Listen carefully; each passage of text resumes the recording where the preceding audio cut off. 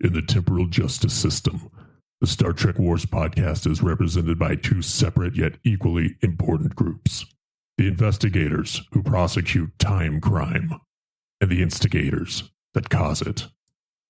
These are their stories. Oh, rat burgers. Whoa, easy on the language. There's a preschool nearby. What's all this, that, then? Star Trek Wars as a podcast barely made sense before the Temporal incursion started. Look here. There's multiple original series episodes one week, then none a week later. What is happening? Well, you have to remember it was the Wild West of podcasting back then, Chloe. Star Trek Wars operated with a certain cowboy diplomacy, often writing the rules as they happened. They sounded so different in those early years, too. Connor is so young, Jeremy is so angry, and don't get me started with Chelsea. Her voice, personality, even name was completely different back then. Oh, Chloe, that's my sweet innocent Chloe. You see, would two adults agree that something's not... Time Lord. Is she a Time Lord? Did she regenerate? Yeah, she's a Time Lord. Huzzah! How's the search coming? Nothing. No, we're not talking about no thing and no one. Ain't that right, Chloe? Chelsea's my favorite doctor. Mine too, Chloe. Hey, everyone shut up. We got a hit. Jesus Christ, thank God. Where? We're like, when? Zach, I feel like you've used that one already. September 22nd, 2014, episode 21.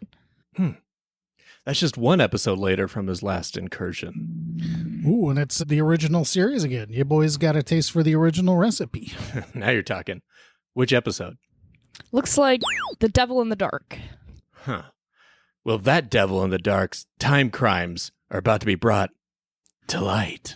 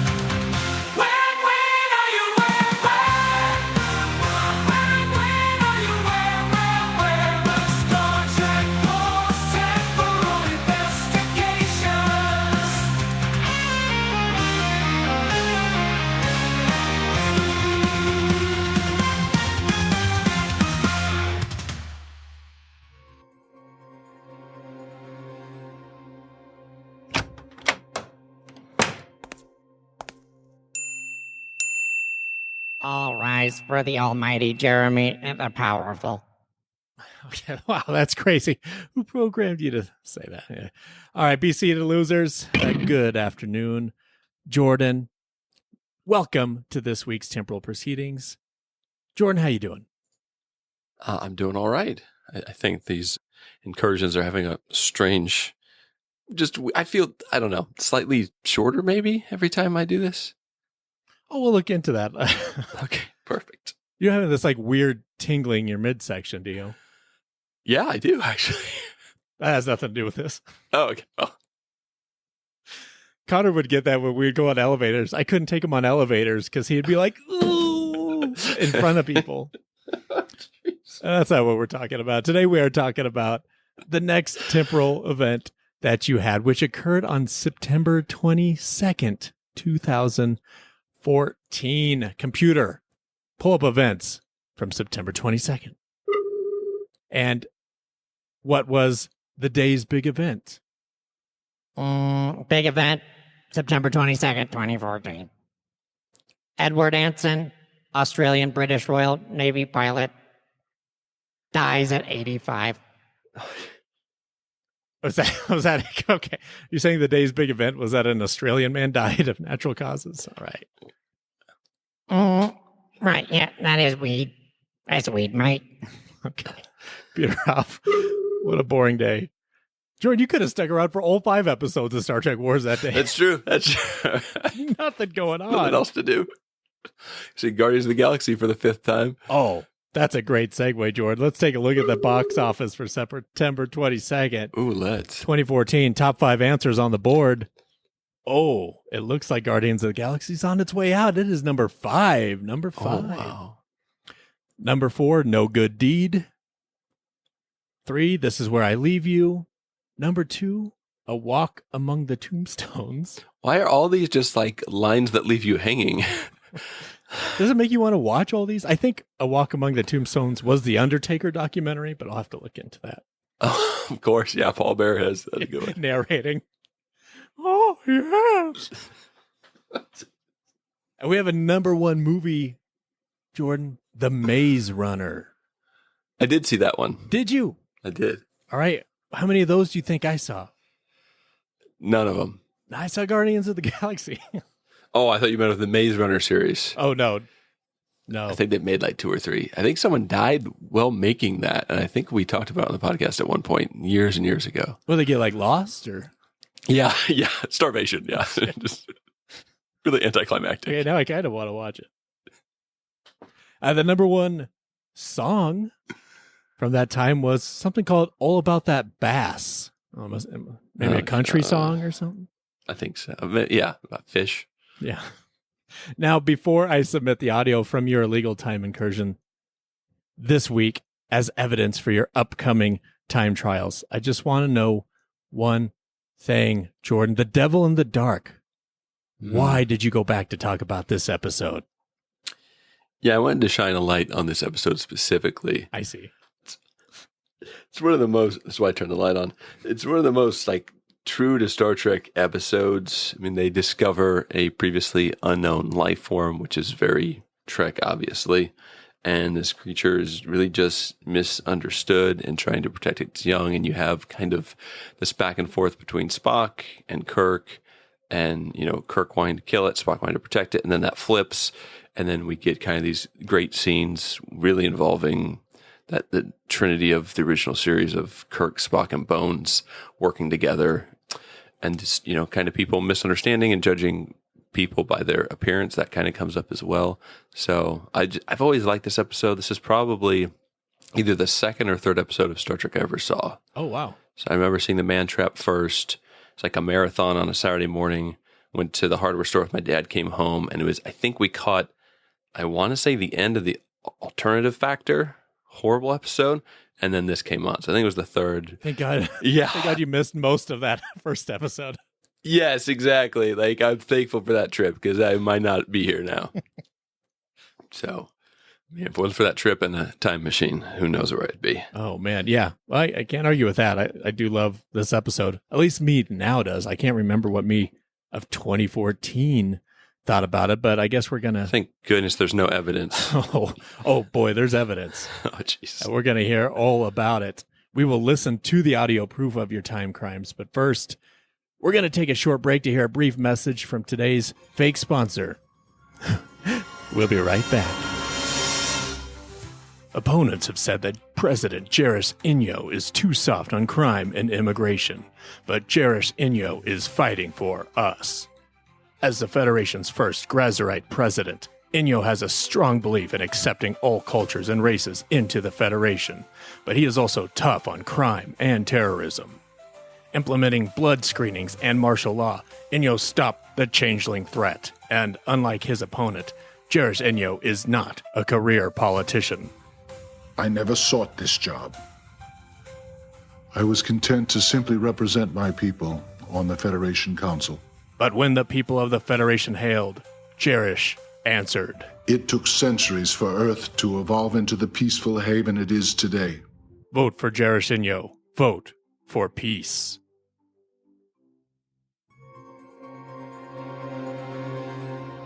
Welcome back. What you're about to hear is the audio proof of Jordan altering a past podcast. We'll listen to the part that he changed and see how much damage, Jordan, you caused to the Prime timeline. Computer, recall audio from Star Trek Wars, episode 21, Egg Balls. That's got to be about the episode we're discussing, I bet. A start date September 22nd, 2014, starting at the 2-minute 40-second mark. Play on my command. Working. Audio recovered. Computer, play that clip. I didn't watch this episode with you guys, but I did watch the second part, Errand of Mercy. And before we started that second episode we're reviewing tonight, Connor turns to me and says, "This isn't going to be some cheeseball thing too, is it?" And I find that disrespectful. This is a fantastic episode. Discuss. Well, it was pretty cheeseball. Oh, God. Oh, so yeah, Jordan. Hey, guys, it's Jordan. Guys, no, don't leave yet. Say hi to Jordan. Gina, say hi. Hello. Howdy. Connor, don't be shy now. Hi. You look so small. I mean, never mind. Connor, you have anything else to say before I send you on your way? Mr. Comic Relief. Okay. All right, you guys can go ahead and take off. Yeah, we got to talk about some stuff, but thanks. See, I told you I would introduce you guys, and I did, so get out. All right, I'll call you guys back in once we wrap things up. Jordan, thank God you're here. This is like pulling teeth, brother. The Devil in the Dark is so great. Please tell me you're here to not pile on, but to actually talk about the good things of The Devil in the Dark. A little bit of both. Okay. No, mostly good for sure. Well, I'll take that. I'll take it.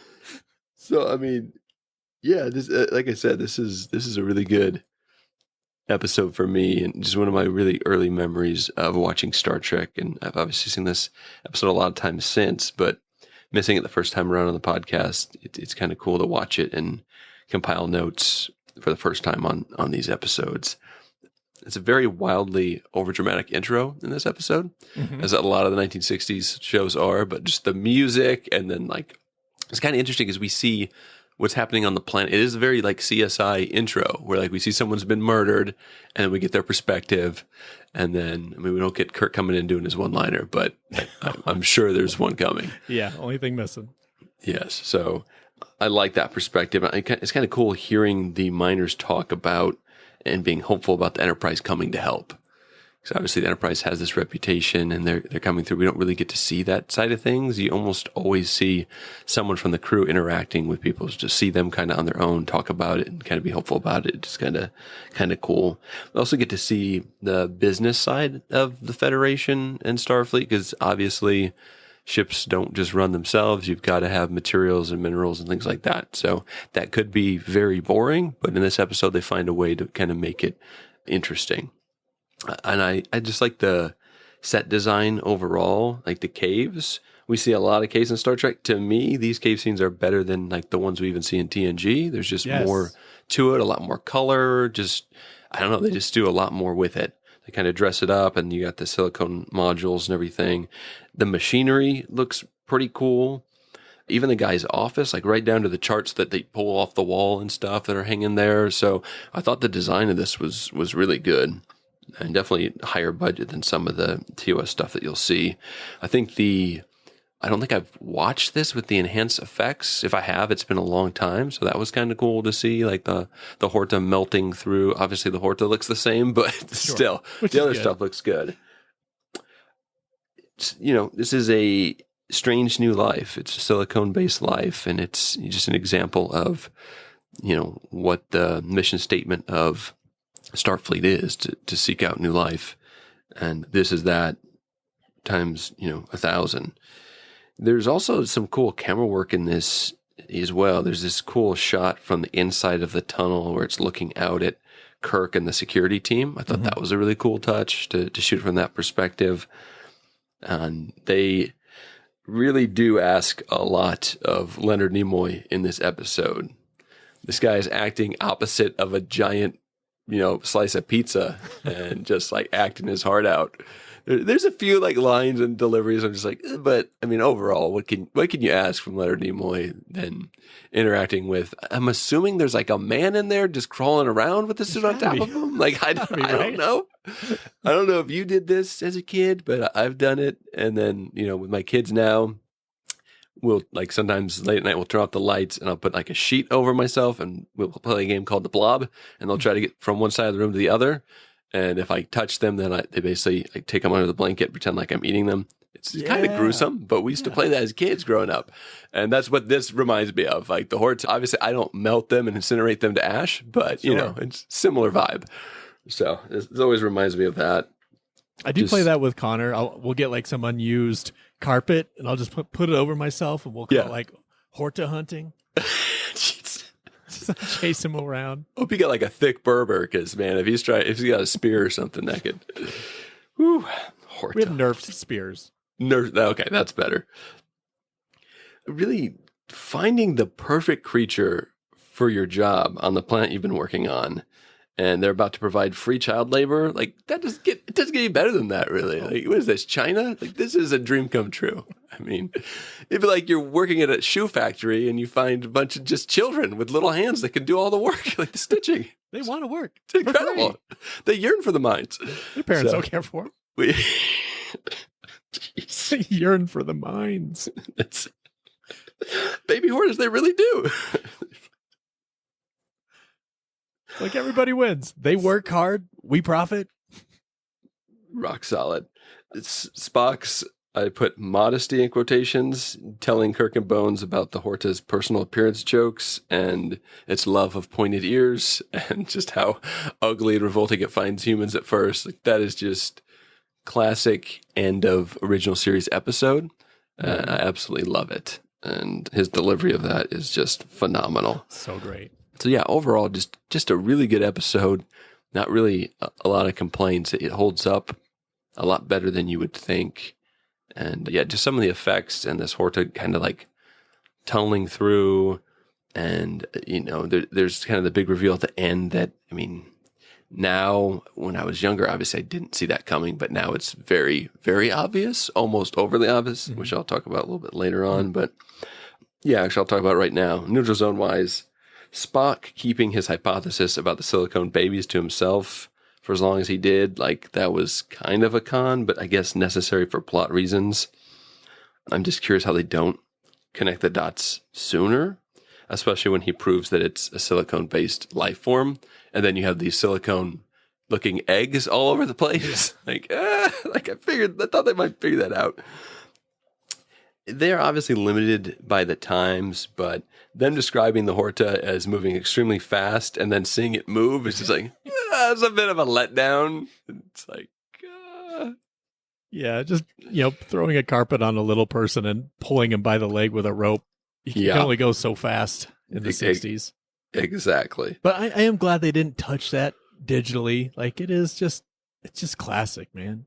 It is. Yeah, I don't think it would play well. And it's hurt by the time you actually see it moving. It is hurt at that point. True. And they also do state that part of the reason it's able to get around so fast is that it's moving through the rock and created these series of tunnels that they didn't know about previously. So it's hurt. Anything you wanted to add as far as pros? Or you crushed a lot of it. It's just great to hear all those pros, but I did have the cave system as one of my big pros too, because generally I hate episodes that take place in that planet hell cave system of death. It usually feels very claustrophobic and like samey, but this is the old Wild West times. They didn't have like, this is what a Star Trek episode looks like week to week. This is what we do. Like these cave systems, like matte paintings and different cave systems, but it looked open. It looked spacious. Every time they went to a different area, it didn't look like they just rearranged a bit, but it's the same. Like it felt like they were transversing through this massive cave system. Like I really felt that. And I don't know if I can honestly say that about any other Star Trek episode in history. In a cave, yeah. Well, I mean, with the Horde, like creating all those extra bedrooms and bathrooms, like the resale value on these caves is just, I mean, through the roof, Jeremy. through the roof, like a Horta, just through the roof. Through the roof, through the floor, through the walls. Yeah, I loved it. Oh man. Yeah. When you get miners in the original series, that's great. When we talk about miners in Voyager, buddy, you got a problem. Good. Yeah, that's when we got a problem. But I love this. We still don't really understand much about how anything works in Star Trek at this point. We got miners, they're dilithium crystal miners. I don't know how they're getting paid. I don't know why they want to do this. Like but per diem is what they're mining? Per diem. They get their per diem from the per diem, yeah. But like, it's the 60s, and they're like, we don't care. It's episode to episode. This was a phenomenal story. One of those first real, like, classic Star Trek twists. Like, the ugly monster's actually the good guy. Like, I just love, that's the kind of stuff that makes Star Trek last, I think. So good. I saw a comment like years ago about someone talking about how this episode was like making up for, in some ways, the Man Trap. Because the Man Trap's like the very first episode, and it's more like a Monster of the Week, where the monster is actually, good looking, pretends to be good looking, but is really ugly, but it is the bad one. But in this, you kind of have the monster that's kind of ugly by our standards, but is actually the good one. And, interesting, yeah. So I think there's maybe something to that. Yeah, absolutely. I love the Kirk and Spock dynamic too. Like you said, it's another great classic ending with the three of them together on a bridge, and Leonard Nimoy is so great. But just, you see the love that Spock actually does have for Kirk at this point too. Yeah. At the beginning, talking about like, well, we can't kill this thing. It's a living creature. We got to figure out its purposes. But once it's just cornered Kirk, Spock just turns on a dime. Kill it. Yeah. Kill it. Jim. Jim, you have to kill it. Calling him Jim. Like, I love all that stuff. Like, and it's not hyper focused on, there's not a button put on that, but it's definitely like, yeah, his life is precious, but I love Jim more. Kill that disgusting creature. Just good classic Trek. I thank God I'm talking about this before I call my family back in so they can tell me how dumb this is for being in the 60s. Yeah, I don't really have any neutral zones or cons. Do you have anything else before we score this and do our next time ons? Yeah, just a couple of, I guess, cons, and just a quick side note with the eggs in this episode. I was reminded that my son may or may not believe that reindeer lay eggs, which me and my wife were laughing about, but I gave it some thought. He wrote a joke about reindeer eggs in space. I can't remember exactly how it goes, but it was, well, you're going to have to come back funny. from the future. I will have to come back from the future. He's got it written down, actually. He gave me a paper with it written down, so this will I'll haunt find me that for the rest of my life. Okay. I got it. But I was thinking about it. My wife's like, yeah, he thinks that reindeer lay eggs. Like, well, of course they lay eggs, honey. Like, you've given birth. You want to give birth to a reindeer? So it's like, it makes sense. How easy is it for them to crack those shells? Kid's a genius. Yeah, you know, those antlers coming out. Con-wise, this poor guy in the opening, he is terrified. 50 of his friends and coworkers have died, and they leave him by himself to guard rocks, and he's dead within 30 seconds. Like, this poor guy. It does not get much worse than the fate of this poor union worker. Like, oh my gosh. The idea that everyone's life at this facility hinges on one outdated part that is no longer made is strangely relatable. It's like the Hornet steal this bar is like, oh yeah, like we've had this machine's outdated by this guy's like, I haven't seen it in 30 years. It's like, yeah, we can't get this part, so everyone's gonna die. And it's like, what the heck? It's like if you've ever worked for a company on a tight budget, which is every company, yeah, that's pretty much how things run. It's like, yeah, this one thing went down. Yeah, we can't, everyone's gonna die, and we can't pay you. So, yeah, then that's also just a good, they don't focus much on that. There's a couple lines with Scotty, just run in a garden hose into it or whatever he's doing, but good use of the crew. And then at one point, Kirk is even trying to put Spock on it to get him to where he doesn't have to see, I guess, the Horta get hurt. But Spock sees right through it. He's like, no, he's like, what are you talking about, Jim? Like, Scotty has way more knowledge on that. And he kind of reads what Kirk is trying to do there. And then lastly, I don't think I've ever thought about this before, but Bones making fun of Spock for believing in the possibility of silicone-based life forms. Apparently, Bones has never been to Hollywood. They're just all over the place out there. It's epidemic for where you look. Anyways, that's all the cons that I have. Very good. Jordan, I had planned on giving this episode an 8, and I think I'm going to stick with that 8. I don't think it's worth destroying any part of the temporal prime timeline to change it. I think 8 is pretty solid. Maybe leaning closer to 9 just because of how important it is, but I feel pretty comfortable giving it an 8. What would you give it? Yeah, I'm going to give it a 9 after rewatching it. 9 bricklayers. Another good scene. Just friggin' McCoy up to his elbows in basically silicone-based concrete that they're using for medical facilities. That was a cool line. He's like, I think I can almost cure a rainy day. Oh my God, that's so great. That's so good. Classic lines from McCoy there. Oh, perfect. All right, let's do our next time ons. Jordan, for my next time on, after making peace with a Horta, the dilithium miners had to start having some uneasy conversations with their children regarding why all their homes come furnished with quote-unquote shag carpets.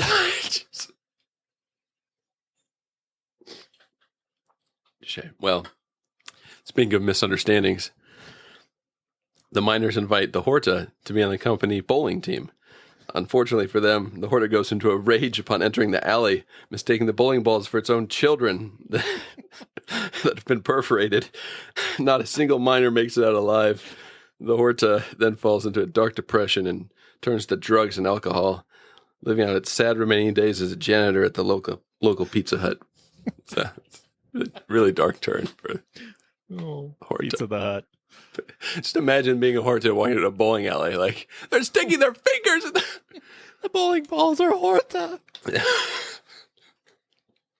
They're throwing them down the lane. It would make a great mascot for Pizza Hut, though. Oh, no doubt. I mean, if you didn't want people to eat your food, it'd be great. Sure. Which apparently they don't. Yeah. Oh, speaking of disgusting, Jordan, you're starting to glow a bit. Are you feeling all right? Yeah, I feel pretty terrible, actually. Okay. It's my proximity to podcasting. Oh man, they seem to be really taking it out of you, like a U.S. president. You were really aging during these glows. Yeah, well, these glow ups. Okay, well, I hope I see you again, kind stranger. Okay, I'm gonna go to the rainforest. I might be back. Strange person. All right, guys, you guys can come back in. All right, now, all right, where was I? Oh, I know I wanted to say something about the next generation. What was it? Oh, yeah. Next Generation had an episode a lot like this that we reviewed a few weeks back. Remember when they came across a mining colony? Yeah, the Naked Now. No. You always go back to the Naked Now. I will never reference the Naked Now. That's the only title I'm ever going to remember. But I'm naked, it's when and I'm naked they, now. End of transmission. I think your computer really struggled there at the end. So, how much damage, Jordan, did your temporal interference cause our prime timeline this week? We'll find out right after a quick word from our Final Fake sponsor. Paid for by the new Essentialist movement to make the Alpha Quadrant great again. Hi, I'm Mitchell Daxon, and I'm running for president of the Federation, and I'm just a regular guy like you. Not some lifelong bureaucrat like sleepy dinosaur Jarrah Shinjo. There's Klingons living on Vulcan, and I heard that this is happening. And these Klingons, they're eating the Salats, those sweet saber-toothed teddy bears, such a loss. I know this android, beautiful person, a little weird, honestly, but I like him. He's lost several cats. It's the Klingons, folks. They're eating the Salats. They're skewering Togs. They're eating this robot's cats. And I'm good friends with Alf, by the way. Alf, he's a big fan, smart guy. Does he eat cats? He wants to. He wants to see cats, but let me tell you, he doesn't. I tell him, Alf, no cats. And he thanks me. He respects law and order. These Klingons, not so much, I think. Jero Sinjo is letting changelings cross our border in record numbers, folks. Three on Earth, at least 3, could be 1,000, who knows, probably tens of thousands. And these aren't good changelings either, trust me. The Dominion, they're not sending us Odos, that's for sure. They're not sending their best, they're sending the bad ones. These gooey monsters, they ooze right past our borders. They impersonate us to take our jobs. They're turning into our pottery. They're blowing up our women and our beautiful babies. Bad changelings are killing our babies, and Injo, well, he's doing something worse. He's killing your freedom. I'm thinking this guy's an idiot. He's taking your freedom away. Is that okay? I don't think so. I don't think that's okay. If my advisors will tell you, injecting bleach might cure shapeshifting. We're gonna definitely look into that. Paid for by the new Essentialist movement to make the Alpha Quadrant great again. Welcome back. All right, Jordan. How much damage did your temporal interference cause? Well, before you interfered, the Devil in the Dark got a score of an 8 from past me, a 5 from Connor, and a 6 from Gina, giving it an average score of a 6.33. On top of that happening and nothing else going on in the world, past me had a horrible day. And that placed it at number 355 on the all-time list of 716 episodes. But with your interference, you gave it a 9, and the council gave it a 7.66, raising the final average score from a 6.33 all the way up to a 7.14, sending it up 128 spots to the 227th place on the all-time list. So congratulations. It should be higher, so it's hard to say too mad at you. Just doing my part. Well, I'm still mad at you. And if that was your final temporal incursion, we might be done here, except you showed up another one episode later. Again, this time to talk about the Next Generation episode, Conspiracy. And that's the truth. Until then, Star Trek Wars is adjourned. Guards, please escort Jordan back to his holding cell. This way, sir. All right. In you go.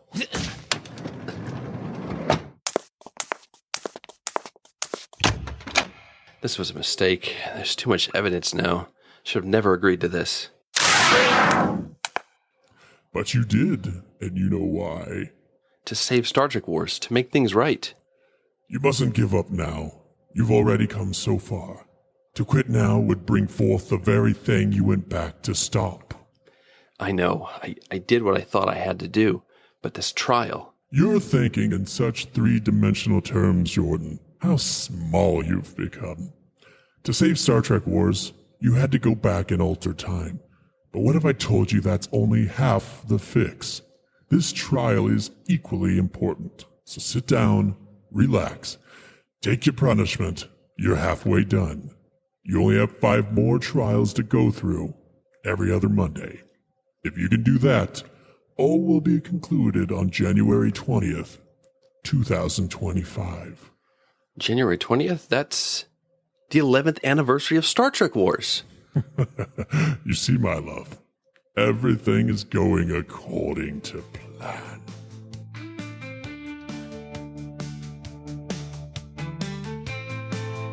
Star Trek Wars is available on Apple Podcasts, Spotify, and anywhere else fine podcasts are heard. Join the Star Trek Wars Council on Facebook by searching for Star Trek Wars. Write or leave a voice message at StarTrekWarsPod@gmail.com. And find us on the Cesspool app, formerly known as Twitter, at the Star Trek Wars. Mess with the past, well that's a crime. And you screw with history, you'll do the time. Temporal investigations, they'll be coming for you. Temporal investigations with Jeremy and his misfit crew. Temporal investigations, stopping baddies and helping the timeline men. The past is a present, but you ain't got no future friend. Time's up. Temporal investigations will continue with conspiracy. So we're going to take you back to your recording cell so you can... My recording is That's perfect. I got to get out of podcasting. Thanks for listening to Star Trek Wars.